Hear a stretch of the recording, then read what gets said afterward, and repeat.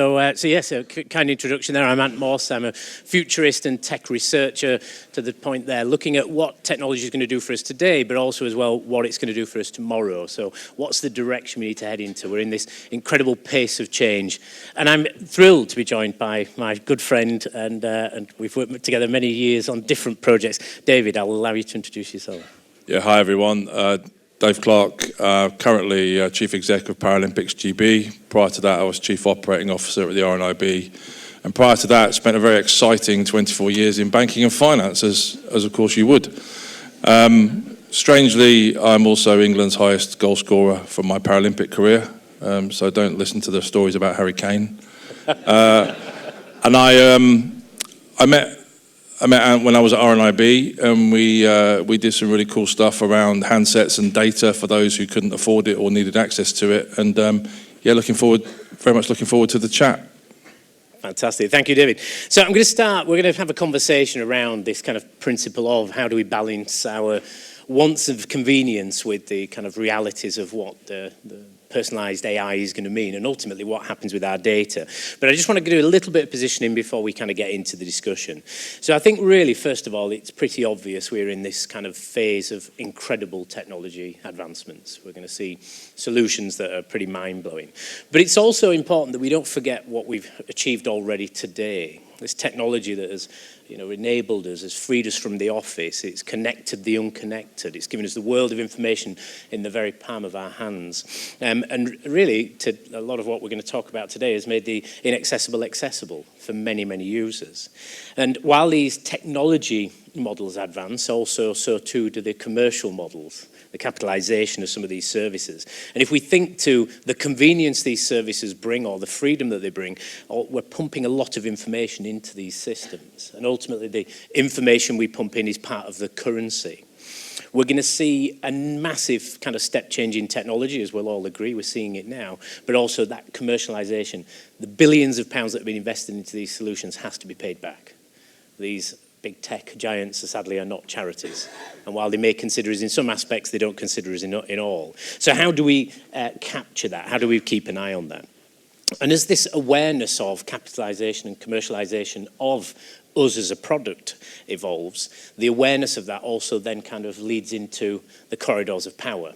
And we're seeing lots of interesting conversations at the moment as we move from innovators in places such as Silicon Valley now move to the corridors of power. So how are governments, and whether it's, if we look to China and their surveillance state, or we look to Donald Trump's interest in social media access, and ultimately his very vocal views now on DE&I policy as well, and that being kind of spanned further across lots of different organisations. Also, as well, we have it very on our doorstep as really as well, where Starmer is looking at and has worked with Apple to remove the encryption of iCloud. So what does that mean to us as we're putting more data into these systems? The question now is, will the systems that have freed us and allowed us to be more independent in lots of areas now actually become and be used against us? Bold statement, and probably not quite as sinister as it may sound, but actually we're going to discuss that in a little bit of detail, what happens. And ultimately, while technology is an incredible driver for change, we as a society are probably the strongest driver at the moment. So what will we do as a society to actually take some of that control back? Will we vote with our feet? I think the only thing faster than a Tesla right now is its declining share price. So where will that go? Where will we collectively have our voice? So let's get underway. David, I'm going to start off with the first question of, as we have worked and known each other a long time, technology is amazing, but how do you use it? What are the things you're making use of technology? Well, I mean, when I first got into my employment career in banking in 1994, it took 2 years to get access to the computer systems, which made doing the graduate scheme pretty challenging, actually. But that was pre-Windows 95. It was pre-Apple joining into the kind of modern-day handset market.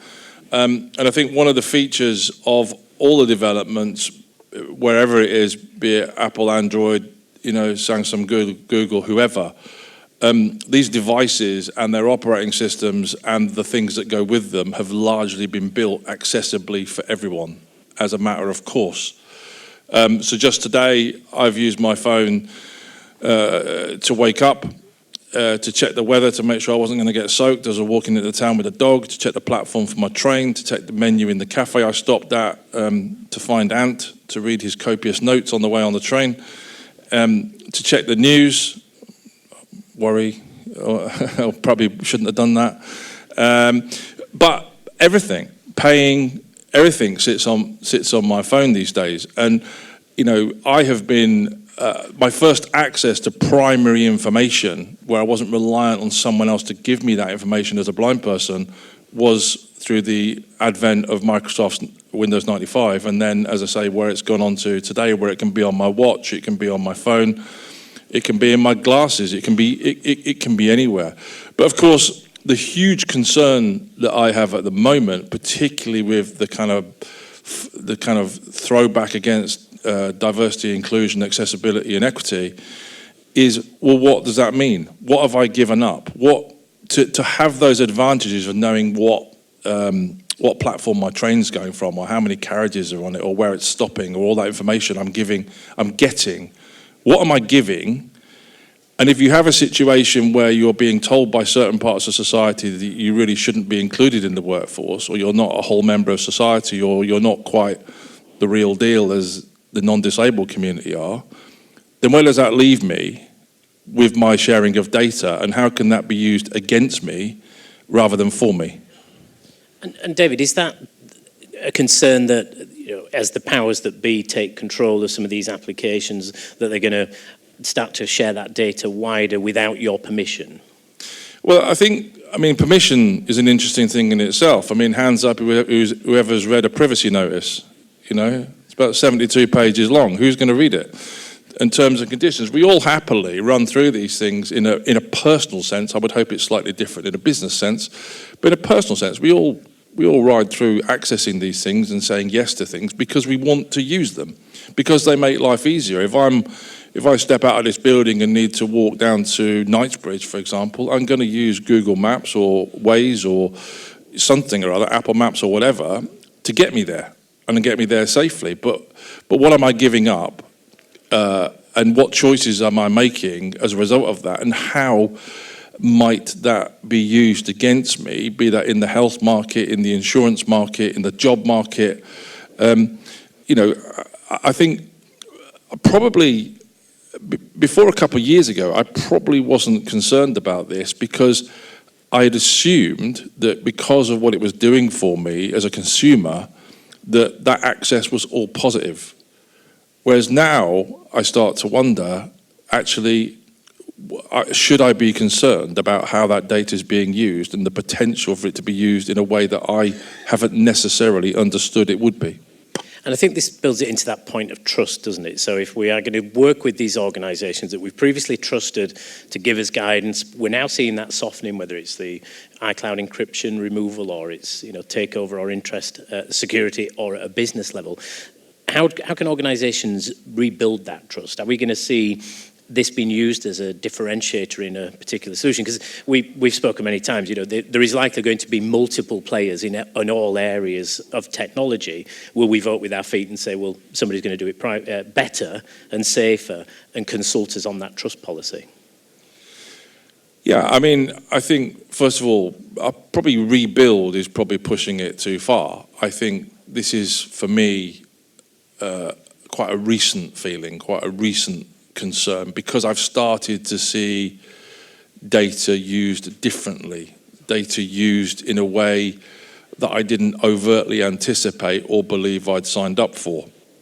And that's against a backdrop of legislation and approaches by business, particularly here in the UK, which has made me feel much more comfortable with that. And I guess it's only the latter noises coming from across the pond and in various other parts of the world that are starting to make me kind of have this thought process. I think for me, there's a couple of things. Firstly, it's been utterly shocking the speed at which businesses have sought to run away from the inclusion, diversity, equity, and accessibility agenda because it appears expedient to do so. And for me, if you want to give up on 50% of your possible customer base and workforce, if you're talking about females, if you want to give up on 25% of your potential customers and workforce in disabled people then that's a pretty interesting choice for businesses who are looking to make money. Because people will vote with their feet, and I think we're seeing quite a lot of that. So for me, it's being really honest and having integrity around those issues, around your entire customer base, around your entire potential talent pool, and for that to be very, very clear front and centre of how you're approaching the use of people's data, so that customers, particularly personal consumers, can have real confidence that they know exactly what they're signing up to, they know exactly what it's being used for, and they're able to take the benefits of that in the full knowledge that that won't in some way be hindered in the future by a change of administration or a change of approach. And I wonder as well if there's an opportunity here, if they're going to change the use of our data, or they're going to refer back to what we previously signed up to. And I think you said, some of these end user agreements are 70, 80 pages long. I'd read an interesting stat, the average time it takes to read those end user agreements on a mobile phone is 1.6 seconds. And coincidentally, that's how long it takes you to go up to the bottom and click accept. So we're giving away lots of information while we're having a conversation about what we should and shouldn't do with it. For me, I think there's a great opportunity for organisations that could differentiate in this space to say, let's revisit those. Let's provide you with a summary of what you are willing to share and also what we're doing with the data. Do you think that's realistic, or is that just going to scare everyone to death? Well, I think it's something that has to happen. I think as consumers, we need to really understand clearly what we're giving away. But I guess the question is one to throw back at you, Ant, really, given the time constraints of this chat, and that is, am I right to be concerned? There's no doubt that I'm able to live a much more independent life using these things and taking the benefits of sharing my data. There's no question about that. But I guess, where's it going? Well, I've consulted the crystal ball, and it looks, joking aside, I think we do need to have that review of the data policies first and foremost. But I think this society piece that I mentioned in the introduction is going to be the biggest and most interesting. Maybe we'll do a show of hands, who would buy a Tesla in the room? And that's not including people who bought one already. I understand the challenge there. So I think people are voting with their feet quite publicly. And you mentioned, David, when we were having coffee, that people were encouraged not to participate in mass purchases from mass organisations on Black Friday. So I think we're starting to see a little bit of pushback. I think where this is going to go a couple of stages further, as a futurist, the advent of personal AI assistants is very close. This isn't where you have Copilot summarising an email. This is where you have an independent, your own personal AI assistant. It will read all of your data because you'll give it permission to do so. It'll check your emails. It'll book trains for you. It'll do all of the admin stuff that's a headache for us today, but it will be trained on your data. What you'll also be able to do with that, as an example, is we might leave here today and say, find us a coffee shop, we want a coffee. But when it looks for that coffee shop, we could set some parameters. So rather than surrendering our data and saying, do what you want and just give me a cup of coffee, actually we could say, only find a coffee shop that pays tax in the UK. So suddenly a few will disappear. Only find one that is local and independent, perhaps. And only find one with a strong DE&I policy. And don't just read the website, check the crowd. So personal AI assistants, I think, will start to make some of these controls put it back into us. Now, it's easy to say that, and I could draw you a lovely picture of this utopian view of where a personal AI assistant will not only run your life and make life easy for you, but it will keep your principles and your ethics in check. But the reality is, who's going to provide it? This is the reserves of these big tech giants. And I wonder, as we see 1.32 trillion pounds wiped off the stock of these mega magnificent 7 brands over the last few weeks since Trump's inauguration, are we going to see somebody say this isn't working for us? So having access to policymakers and government was one thing, but at that loss, because society is pushing back to the Tesla example, will somebody actually say, well, why don't we go for that responsible ethical data and be the person and the provider that actually provides this for us? So I think there is an opportunity, and I think it's going to be very interesting to watch what the big tech manufacturers and houses do next in terms of whether they will or won't continue their allegiance and support of the administration, and whether or not they'll start to pull away. Also, as well, let's not rule out independence. You know, these were untouchable organisations. Somebody challenged Sam Altman at a conference in India and said, could anyone compete? And he said, I'd like to see you think you can, but you're wasting your time. And then DeepSeek arrived. So I think, you know, to be complacent and ignorant of the amazing innovators out there and the fact that, you know, the economies of scale are making these things now far cheaper to compete. You know, OpenAI, hundreds of billions, DeepSeek was a couple of million. You know, it's completely opening up this interesting technology. Now, then we have the problem is that DeepSeek's in China, so where are we actually sharing our data around with who? But actually, is somebody going to offer us that independent piece of technology? I'm not sure. What's your thoughts, David? Do you think that sounds sensible and realistic, or am I being naive? No, I think it's realistic. You know, I think being able to put your own personal preferences into something is certainly possible. However, there is a lingering concern that even those personal preferences, you know, as a disabled wheelchair user, I prefer to be at the front of the plane because it's less for me to travel from the door to the seat. You then get charged more because the system knows that's your preference. So forgive me for being a bit skeptical. I love this stuff. It makes me able to live an independent life, to get around, to shop, to travel, to live life to the full. But I think there are some serious questions that need to be asked and to be provided comfort on. And I think you hit the nail on the head at the very start of this, which is trust. The industry needs to give the consumer reasons to trust. I think that's a great, and many in the room, David, are, you know, providers of services which we'll use. What can organisations do? What would your advice you give as an accessibility user, as a power user, and as a kind of business leader yourself? What can we do? Well, I mean, look, as a consumer myself with a disability, I think that gives me a certain set of parameters that I've been fortunate enough that the major organisations who produce this stuff have put that at the heart of their builds so far. I guess when we start talking about personal assistance, spatial computing, and all the things that are to come, it's probably at risk for me to assume that that will carry on being a business driver, particularly if there's a pushback from certain parts of society on matters of DEI. And why would businesses continue to do that if they're being pushed by various administrations and political strands that that's not important and just costs unnecessary money, and why would you engage with those kind of people anyway?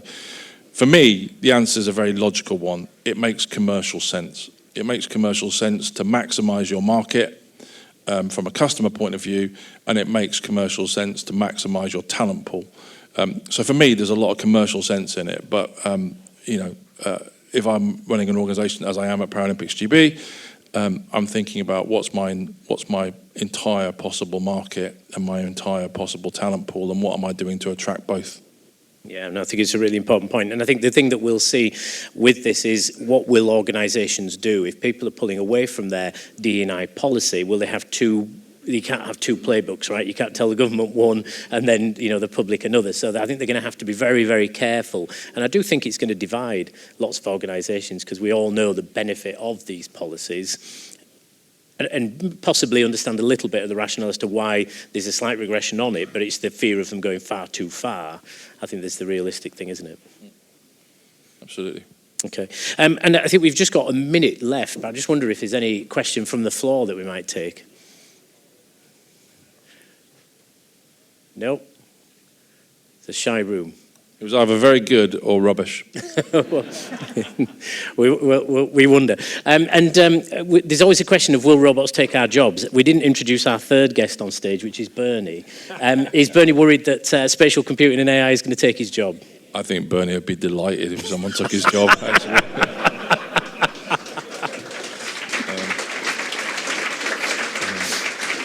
My left foot would be a lot less numb if it did. Well, it seems Bernie's definitely had a break while we. I think he's safe for now. I think we're all right. I think I think we're all safe for quite some time to go, aren't we? Well, David, thank you ever so much. It leaves me to kind of wrap up there. So we are on the cusp of incredible change, without doubt. We've got some big challenges in terms of how we use the technology. We've got a huge education process to do ourselves and for our people. And then we've got this moral compass. Which way do we point it, and how do we make the most of these policies? But also stand shoulder to shoulder, as we often do, and challenge the world and the rest of the organisations on this. So, ladies and gentlemen, David Clarke and Bernie.